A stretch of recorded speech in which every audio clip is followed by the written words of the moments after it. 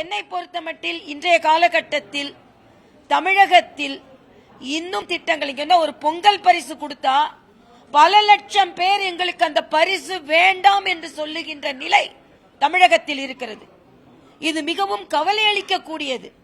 ஏனென்றால் பொங்கல் பரிசாக 1000 ரூபாய் கொடுக்கும்போது எதிர்கட்சியா இருக்கும்போது முதலமைச்சர் நான் 5000 கொடுப்பேன் 6000 கொடுப்பேன் சொல்லிட்டு இருந்தார்.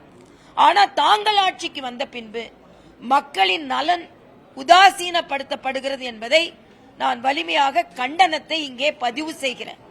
விளம்பர அரசு மட்டுமே நடந்து கொண்டிருக்கிறது என்பதை நான் பதிவு செய்கிறேன். பல ஆண்டுகளாகவே செயல்படுத்தப்படாத பல ரயில்வே திட்டங்கள், குறிப்பா சென்னையிலிருந்து பாண்டிச்சேரி வழியா ஈசிஆர் போற அந்த திட்டத்துக்கு எந்த விதமான ஒப்புதலும் அளிக்காம இருக்கு. இப்ப கூட அருப்புக்கோட்டை வழியா தூத்துக்குடிக்கு போற திட்டங்களுக்கும் மத்திய அரசு நிதி ஒதுக்குறது இல்ல அப்படிங்கிறது தான் மாநில அரசோட குற்றச்சாட்டா. இல்ல, மாநில அரசு அப்படிதான் குற்றம் சாட்டி கொண்டிருப்பார்கள். மத்திய அரசு பாத்தீங்கன்னா தூத்துக்குடி ரயில்வே திட்டத்தை பற்றி ஒரு கருத்து சொன்னார். அது தவறு என்ற உடனே அவங்க கிளாரிஃபை பண்ணிட்டாங்க. தொடர்ந்து மரியாதைக்குரிய அஸ்வினி, ஏன்னா நான் புதுச்சேரி எல்ஜியா இருக்கும்போது வீடியோ கான்பரன்ஸ்ல கேட்டு எந்தெந்த திட்டங்கள்லாம் கிடப்பில் இருக்கிற பாட்டு அதையெல்லாம் நிறைவேற்றி தந்தார். அதனால தான் நான் சொல்றேன், உங்க கேள்விக்கு என்னோட முந்தைய கருத்திலே பதில் இருக்கிறது.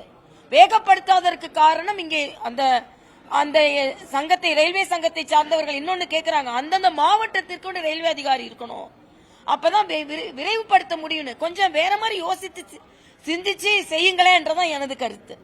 தமிழக அரசு அப்படிப்பட்ட ஒரு இன்னைக்கு மீன்வளத்திற்கு கூட ரொம்ப நாளா மீன் பத்தி பேசிக்கொண்டே இருந்தாங்க.